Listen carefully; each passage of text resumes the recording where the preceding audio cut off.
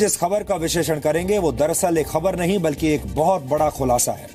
ये खुलासा दुनिया भर के 500 करोड़ मोबाइल फोन उपभोक्ताओं से जुड़ा हुआ है। यानी ये खबर दुनिया की 70% आबादी के लिए बहुत महत्वपूर्ण है। इसलिए आज हम भारत ही नहीं बल्कि अमेरिका, यूरोप और यूनाइटेड किंगडम में मौजूद डीएनए के तमाम दर्शकों से भी अपील करेंगे कि आप ये खबर बहुत ध्यान से देखें, क्योंकि इस विश्लेषण के बाद आपको पता चल जाएगा कि दुनिया की बड़ी बड़ी मोबाइल फोन कंपनियां कैसे कई वर्षों से आपके साथ एक बहुत बड़ा धोखा कर रही हैं और इन कंपनियों के लालच ने आपके साथ साथ आपके पूरे परिवार को भी खतरे में डाल दिया है। अगर मैं आपसे कहूं कि आपके मोबाइल फोन में सिर्फ टावर ही नहीं बल्कि ट्यूमर के भी सिग्नल हैं तो शायद आपको यकीन नहीं होगा, लेकिन ये सच है। All India institute of medical sciences के एक नए रिसर्च से बहुत बड़ा खुलासा हुआ है। एम्स की तरफ से जारी की गई इस रिपोर्ट के मुताबिक 10 साल से भी ज्यादा समय तक मोबाइल फोन का इस्तेमाल करने से ब्रेन ट्यूमर का खतरा 33% बढ़ जाता है। जी हां, 33%। लेकिन आपको जानकर हैरानी होगी कि मोबाइल कंपनियों द्वारा कराई गई अलग अलग स्टडीज में हमेशा इस खतरे को कम करके दिखाया जाता है। मेरे पास एम्स की मदद से तैयार किए गए रिसर्च के कुछ महत्वपूर्ण अंश हैं। ये दरअसल एक मेटा एनालिसिस है, यानी एक ऐसा रिसर्च जिसे तैयार करते वक्त दुनिया में हुई अलग अलग स्टडीज का विश्लेषण भी किया गया है। इस रिसर्च के मुताबिक दुनिया भर में हुए ज्यादातर सरकारी रिसर्च में मोबाइल फोन से ब्रेन ट्यूमर के खतरे की बात कही गई है, लेकिन मोबाइल फोन इंडस्ट्री द्वारा किए गए रिसर्च में इस खतरे को हमेशा से कम करके आंका गया है। यानी पेड न्यूज की ही तरह एक तरह का पेड रिसर्च भी होता है, और ये सारे रिसर्च जो अभी तक आपने पढ़े और देखे ये पेड रिसर्च थे, जिससे कुछ कंपनियों को फायदा पहुंचाने के लिए तैयार किया जाता है। एम्स ने अपने मेटा एनालिसिस में यह भी पाया है कि जो स्टडीज मोबाइल फोन इंडस्ट्री द्वारा फंडेड हैं उनकी गुणवत्ता अच्छी नहीं होती, और ऐसी स्टडीज ज्यादातर मौकों पर किसी नतीजे पर भी नहीं पहुंचती हैं। आप कह सकते हैं कि ऐसी स्टडीज को सिर्फ उपभोक्ताओं को भ्रमित करने के लिए तैयार किया जाता है। ये तमाम स्टडीज, ये तमाम रिसर्च ऐसी होती हैं जिनमें मोबाइल फोन कंपनियां मिलावट करके जानकारी आप तक पहुंचाती हैं ताकि आप उनके प्रोडक्ट्स को खरीदते चले जाएं। मोबाइल फोन से इलेक्ट्रोमैग्नेटिक एनर्जी वेव्स निकलती हैं। International agency for research on cancer के मुताबिक ये तरंगें इंसानों में कैंसर का कारण बन सकती हैं और इनसे ब्रेन ट्यूमर भी हो सकता है। यानी मोबाइल फोन उतना ही खतरनाक है जितना डीजल वाहनों से निकलने वाला धुआं, लेकिन फर्क सिर्फ इतना है कि इलेक्ट्रोमैग्नेटिक रेडिएशन वाले इस प्रदूषण को आप बाकायदा अपनी जेब से पैसा देकर खरीदते हैं और फिर ये आपको धीरे धीरे बीमार बनाता चला जाता है। लेकिन कोई भी कंपनी आपको मोबाइल फोन के खतरों के बारे में कभी भी सच्चाई नहीं बताती। कोई कंपनी ये नहीं कहती कि उसका प्रोडक्ट आपको कैंसर और ब्रेन ट्यूमर दे सकता है। मोबाइल फोन लोगों के जीवन का अभिन्न अंग बन चुका है, आप उसके बिना रह नहीं सकते। भारत की 80% आबादी मोबाइल फोन का इस्तेमाल करती है। मोबाइल ऑपरेटर्स की संस्था ग्लोबल सिस्टम मोबाइल एसोसिएशन यानी GSMA के मुताबिक 2017 में पूरी दुनिया में मोबाइल फोन यूजर्स की संख्या का प्रोजेक्शन 500 करोड़ से ज्यादा था। इस संस्था के मुताबिक अगले 3 वर्षों में टेलीकॉम कंपनियों को अकेले भारत में ही 3 करोड़ नए मोबाइल यूजर्स मिल जाएंगे। यानी भारत में 100 करोड़ से भी ज्यादा लोगों पर मोबाइल फोन रेडिएशन से होने वाले कैंसर का खतरा है। हमारे देश में आपने देखा होगा, किसी के पास चाहे मकान ना हो, किसी के पास चाहे आर्थिक रूप से समृद्धि ना हो, लेकिन उसके पास मोबाइल फोन जरूर होता है। लेकिन मोबाइल फोन कंपनियां पेड रिसर्च के जरिए यह साबित करने की कोशिश कर रही हैं कि उनके द्वारा बनाया गया मोबाइल फोन आपके लिए पूरी तरह सुरक्षित है, आप जितना चाहे उतना इस्तेमाल कर सकते हैं। हमें लगता है ये एक तरह का औद्योगिक आतंकवाद है। ये एक ऐसा झूठ है जिसे आपसे महंगी कीमत वसूल कर आप ही को बेचा जा रहा है। हम ये नहीं कह रहे हैं कि आप मोबाइल फोन्स का इस्तेमाल करना बंद कर दें, क्योंकि ऐसा करना संभव भी नहीं है। हम सिर्फ ये कह रहे हैं कि कंपनियों को हर हाल में अपने ग्राहकों को मोबाइल फोन्स और दूसरे वायरलेस डिवाइसेस से जुड़े खतरों के बारे में पूरी जानकारी ईमानदारी से देनी चाहिए। जब सिगरेट के पैकेट्स और तंबाकू से बने दूसरे प्रोडक्ट्स पर कैंसर के खतरे का चित्र हो सकता है, तो फिर मोबाइल फोन्स के बॉक्स पर चेतावनी क्यों नहीं छापी जा सकती? जब वाहनों से होने वाले प्रदूषण के बारे में लोगों को बताया जा सकता है, तो फिर मोबाइल फोन से निकलने वाले खतरनाक रेडिएशन का सच लोगों से क्यों छिपाया जाता है? अगर अब भी आपको मोबाइल फोन्स के खतरे का अंदाजा नहीं लग पा रहा है, तो आपको हमारे विश्लेषण का अगला हिस्सा आज बहुत ध्यान से देखना चाहिए। अगर आपके घर में भी कोई छोटा बच्चा है या युवा भी है और वो अक्सर आपके मोबाइल फोन्स का इस्तेमाल करता है या फिर आपसे मोबाइल फोन दिलवाने के लिए जिद करता है, तो आप उसे मोबाइल फोन खरीद के शायद दे भी देते हैं। तो आपको आज तुरंत सावधान हो जाने की जरूरत है। छोटे बच्चों के हाथ में मोबाइल फोन्स देकर आप उन्हें गंभीर बीमारियां दे रहे हैं। इजराइल के हदासा मेडिकल कॉलेज की प्रोफेसर डॉक्टर देवरा डेविस लंबे समय से मोबाइल फोन रेडिएशन के खतरों पर रिसर्च कर रही है। डॉक्टर डेविस का कहना है कि मोबाइल फोन रेडिएशन से न सिर्फ कैंसर का खतरा बढ़ता है, बल्कि पुरुषों में स्पर्म काउंट भी कम हो जाता है। इसके अलावा गर्भावस्था से गुजर रही महिलाओं के लिए यह रेडिएशन अच्छा नहीं होता। इससे जन्म के वक्त बच्चे के दिमाग का आकार छोटा रह सकता है या फिर बच्चा हाइपर एक्टिविटी का भी शिकार हो सकता है। अगर आप भी 24 घंटे मोबाइल फोन से चिपके रहते हैं और अपने बच्चों को भी मोबाइल फोन से दूर नहीं कर पाते हैं, तो आपको डॉक्टर देवरा डेविस की वो स्पीच आज जरूर सुननी चाहिए जो उन्होंने मेलबर्न यूनिवर्सिटी के एक कार्यक्रम में दी थी। हमें यकीन है कि डॉक्टर देवरा डेविस की बातें सुनने के बाद मोबाइल फोन से आपका मोह हमेशा के लिए भंग हो जाएगा। And this is quite a bit of work goes into creating this, and here is what it looks like after a period of 6 minutes. And that's really not as bad as it might look, because you see the red area only gets partway through the eye of the adult, right? The one that we're really concerned about is this one with the young child. And this is a 3-year-old brain that we modeled. And you see that by the end of that 6-minute call, the peak radiation, yellow and red, is getting all the way into almost both eyes. And again, this is one call, and it's not going to kill anybody. It may not cause any biological effect whatsoever for 1 call or 2 calls or 3 calls. But the question is, what's the cumulative impact of this kind of exposure? How do we evaluate it? How do we study it? The problem we face is that right now, we're in the midst of an experiment on my grandchildren and your children, and we don't have anybody to compare them with. We don't have a control group in science. When you are given a drug, it's usually been studied where some people get the drug and some people don't get the drug, and they're called the controls. And then you see whether or not those who got the drug are healthier than those who did not. And when you get results, you can conclude, if there is a difference between the exposed and the control group, that your drug has worked. Well, when it comes to mobile phone radiation, we've lost our ability to have a true control group. Even now with young children, more than half of young children today have access to these devices. And I read this morning in The Age that something like 13% of children age 2 can order their own apps. वैसे मजे की बात यह है कि जब हम देवरा Davis का ये वीडियो इंटरनेट पर ढूंढ रहे थे, तब इस वीडियो के प्ले होने से पहले भी हमें एक मोबाइल फोन का ही ऐड दिखाया गया।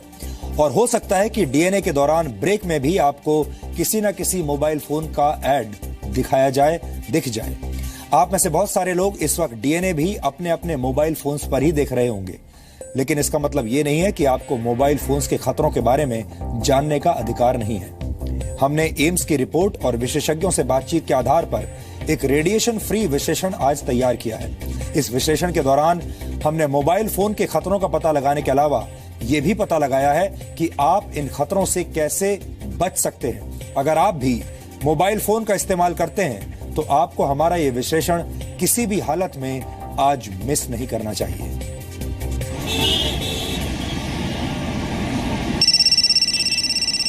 मोबाइल कंपनियां अलग अलग पैकेजिंग में अलग अलग दामों पर आकर्षक फीचर्स के साथ आपको मोबाइल फोन्स बेच रही हैं। लेकिन क्या कोई कंपनी आपको यह बताती है कि अपने प्रोडक्ट के साथ उसने आपको कैंसर जैसी बीमारियों का खतरा भी बेच दिया है। मोबाइल फोन से होने वाले रेडिएशन को लेकर कंपनियां पिछले 2 दशकों से झूठ बोल रही हैं, आपको धोखा दे रही हैं, आपकी सेहत के साथ खिलवाड़ कर रही हैं। लेकिन कोई इन कंपनियों से सच जानने की हिम्मत नहीं करता है। हमने स्टडीज की क्वालिटी असेस की, क्योंकि आप जानते हैं कि स्टडीज जो हैं वो कोशिश करती हैं कि कोई बायस ना आए। क्वालिटी अगर हम देखें सिर्फ इन टर्म्स ऑफ बायस, तो गवर्नमेंट फंडेड स्टडीज जो हैं वो हायर क्वालिटी की हैं। जो इंडस्ट्री फंडेड स्टडीज हैं उसमें क्वालिटी स्कोर लिटिल लोअर है। यह है ज़ारा, पेशे से मेडिकल एग्जीक्यूटिव हैं। एक नहीं बल्कि 2 मोबाइल फोन्स का इस्तेमाल करती हैं। मोबाइल फोन्स के साइड इफेक्ट्स ने अपना असर दिखाना शुरू कर दिया है, लेकिन मोबाइल फोन की लत है कि जाती ही नहीं। मुझे ये पता है कि फ़ोन में रेडिएशंस की प्रॉब्लम होती है। इनफैक्ट मैं रात को फ़ोन को अपने तकिए के नीचे रख के सोती हूँ, कॉज उसमें अलार्म सेट होता है, and that is not good, cause उसमें रेडिएशन की प्रॉब्लम होती है। इस वजह से आगे फर्दर प्रॉब्लम्स हो सकती है। लेकिन ये सारी बातें जानने के बावजूद हम फिर भी फ़ोन को इसी तरह से अपने पास रखते हैं, खुद से हर वक्त साथ होता है। दिल्ली के all India institute of medical sciences यानी एम्स के मुताबिक टेलीकॉम कंपनियों द्वारा प्रायोजित रिसर्च आपको मोबाइल फोन रेडिएशन का सच नहीं बताती हैं। ये स्टडीज या तो किसी नतीजे पर पहुंचती ही नहीं है या फिर सच के कमजोर सिग्नल्स के साथ रिलीज की जाती हैं। लेकिन एम्स द्वारा किए गए एक मेटा एनालिसिस ने टेलीकॉम कंपनियों की पोल खोल दी है। ये एम्स ने मेटा एनालिसिस किया है, जो स्टडीज ऑलरेडी रिपोर्टेड हैं उनकी। ये भी एक तरह की स्टडी है जिसमें कि हम लोग देखते हैं कि जो स्टडीज की हुई हैं उसमें पैटर्न ऑफ फाइंडिंग्स क्या है। हाई क्वालिटी स्टडीज जो हैं वो शो करती हैं कि there is risk, where as low quality हैं वो कहती है there is no risk, in fact there is less risk. तो ये कोरिलेशन है। ये correlation may be partly because of the design of the study, partly आप समझिए कि लोगों के कोऑपरेशन पे भी डिपेंड करता है। पिछले 1 दशक से भारत जबरदस्त मोबाइल क्रांति देख रहा है। इसी मोबाइल क्रांति के दम पर डिजिटल इंडिया का सपना देखा जा रहा है। लेकिन सच ये है कि जितने हाथों में मोबाइल फोन होगा उतनी ही बड़ी आबादी इलेक्ट्रोमैग्नेटिक रेडिएशन के खतरे का सामना करेगी। मोबाइल फोन से निकलने वाला रेडिएशन माइक्रोवेव श्रेणी का होता है, लेकिन इसकी ताकत कमजोर होती है। फिर भी लगातार कई वर्षों तक मोबाइल फोन का इस्तेमाल आपको ब्रेन ट्यूमर दे सकता है, पुरुषों में नपुंसकता का खतरा पैदा कर सकता है। छोटे बच्चों पर तो इसका असर और भी खतरनाक होता है। यहाँ तक कि ये रेडिएशन गर्भवती माँ के जरिए होने वाले बच्चे को भी नुकसान पहुंचा सकता है। So now, why is there no increase in brain cancer that we can find in the general population today? Because there is not. And after all, if mobile phones really are important, why don't we have an epidemic today? Well, let me tell you why. First of all, brain cancer takes a long time to develop. How do we know that? We know that because when the bombs fell at the end of World War II, there was no increase in brain cancer in the survivors who have been studied. No increase at all. पूरी दुनिया में mobile phone का बाजार 24 लाख करोड़ रुपए का है, जबकि भारत में यह बाजार 2,47,000 करोड़ रुपए का है। भारत पूरी दुनिया का सबसे बड़ा और सबसे तेजी से बढ़ता मोबाइल बाजार है। शायद यही वजह है कि मोबाइल फोन निर्माता कंपनियां आपको सच नहीं बताना चाहती। दिल्ली से रूफी जैदी के साथ ब्यूरो रिपोर्ट, जी मीडिया। यहां मैं आपको आरएफ यानी रेडियो फ्रीक्वेंसी एक्सपोजर से बचने के कुछ उपाय भी बताना चाहता हूं, लेकिन उससे पहले यह स्टडी मेरे हाथ में है। एम्स की स्टडी है, ये देखिए, और इसमें लिखा है mobile phone use and risk of brain tumours. इसका हेडिंग यही है। मैं पूरा पढ़कर तो नहीं बताऊंगा आपको, लेकिन इसका जो कंक्लूजन है यानी जो इसका सार है वो मैं आपको उसकी एक लाइन जरूर पढ़कर बताना चाहता हूं, जिसमें लिखा है In our review of the literature and meta-analysis of case control studies, we found evidence linking mobile phone use and risk of brain tumors, especially in long-term users, more than 10 years. और ये वही बात लिखी है जो हम आपको बता रहे थे। किसी समस्या को आप तक पहुंचाना, आपके सामने रखना बहुत आसान है, लेकिन उस समस्या का समाधान क्या है ये बताना भी हमारा फर्ज है।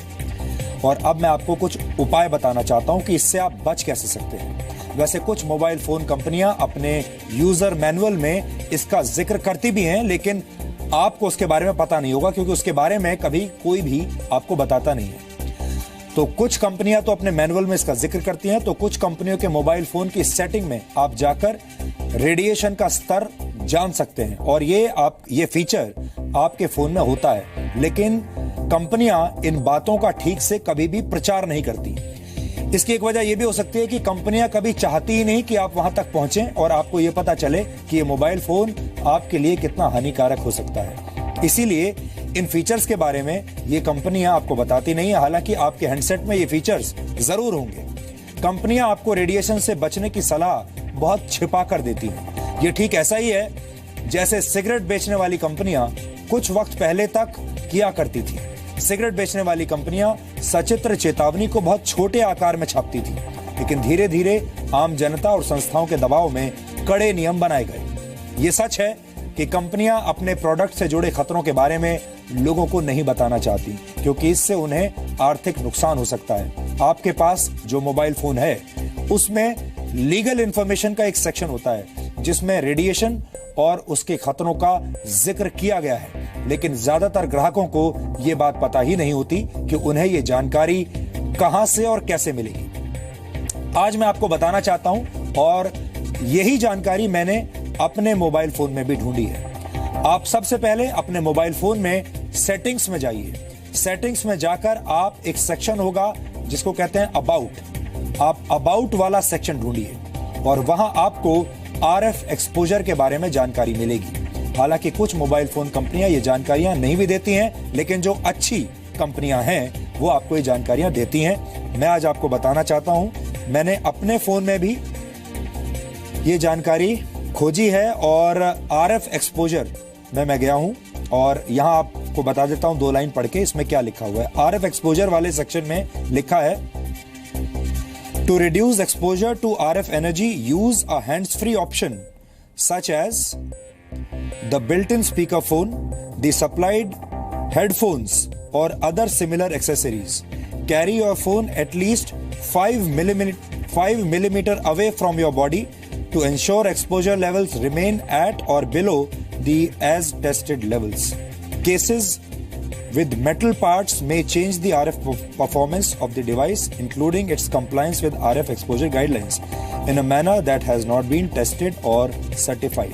तो अगर आप यहाँ जाएंगे तो ये पढ़कर आपको इस बात का एहसास जरूर हो जाएगा कि इन कंपनियों को इस बात का एहसास है कि ये जो RF एक्सपोजर है ये आपके लिए हानिकारक है। इन्होंने ये बताया भी है कि आप इससे कैसे बच सकते हैं, लेकिन सब कुछ इतना छुपा कर रखा हुआ है, इतना छोटे छोटे शब्दों में बताया है कि जब तक इसका प्रचार ना किया जाए आप शायद कभी इस सेक्शन तक पहुंच ही नहीं पाएंगे। वैसे आप कुछ सावधानियां बरतकर इस रेडिएशन के खतरे को कम जरूर कर सकते हैं। सबसे पहले तो अपने मोबाइल फोन को अपने शरीर से हमेशा दूर रखें, यानी उसे अपनी किसी भी जेब में बिल्कुल ना रखें। इसकी बजाय अपने मोबाइल फोन को बैग में रखना शुरू करें। मोबाइल फोन का इस्तेमाल करते वक्त उसे अपने सिर से लगाकर ना रखें, क्योंकि यही स्पर्श आगे चलकर ट्यूमर का कारण बन सकता है। हम में से बहुत सारे लोगों को आदत होती है कि हम अपने सिर से बिल्कुल सटाकर मोबाइल फोन से बात करते हैं। मोबाइल फोन पर बातचीत करते वक्त लाउड स्पीकर का इस्तेमाल करना चाहिए या फिर एयर ट्यूब हेडसेट का इस्तेमाल करना चाहिए। इस तरह के हेडसेट में मेटल का इस्तेमाल नहीं होता। मेटल की वजह से रेडिएशन का खतरा बढ़ जाता है। तो ये बात आपको हमेशा याद रखनी चाहिए कि मोबाइल फोन के आसपास या मोबाइल फोन से जब भी आप किसी मेटल को टच करेंगे या आसपास मेटल होगा तो रेडिएशन बढ़ जाएगा। जब मोबाइल फोन की जरूरत ना हो तो आप उसे एयरप्लेन मोड पर रखें। ऐसा तब जरूर करें जब आपके छोटे बच्चे आपके मोबाइल फोन से खेलने की जिद करते हो। कार में, ट्रेन्स में और लिफ्ट में अपने मोबाइल फोन का इस्तेमाल ना करें, क्योंकि ये सभी चीजें मेटल की बनी होती हैं जो रेडिएशन को बढ़ा देती हैं। जैसे मेटल से बने माइक्रोवेव में रेडिएशन से खाना गर्म होता है, ऐसे ही कार, ट्रेन या लिफ्ट में मोबाइल फोन से निकला रेडिएशन आपके शरीर को नुकसान पहुंचा सकता है। जब आप सोने के लिए जाएं तो अपने मोबाइल फोन को खुद से दूर कर दें और हो सके तो इसे अपने बेडरूम से ही बाहर कर दें। ये कुछ ऐसे टिप्स हैं जिन्हें अपनाकर आप रेडिएशन के खतरे से बच सकते हैं। बहुत सारा नुकसान तो आपका पहले ही हो चुका होगा अगर आप 10 साल या उससे ज्यादा से अपना मोबाइल फोन इस्तेमाल कर रहे हैं, लेकिन जो गुंजाइश अभी बची हुई है कम से कम उस वक्त को आप हाथ से ना जाने दें। हम आपसे आज ये नहीं कह रहे कि आपको मोबाइल फोन का इस्तेमाल करना बंद कर देना चाहिए। हम आपसे ये भी नहीं कह रहे हैं कि मोबाइल फोन के विज्ञापन बंद हो जाने चाहिए। ये भी हमारे वश में नहीं है। हम सिर्फ आपको जागरूक कर सकते हैं और आज हमने यही करने की कोशिश की है।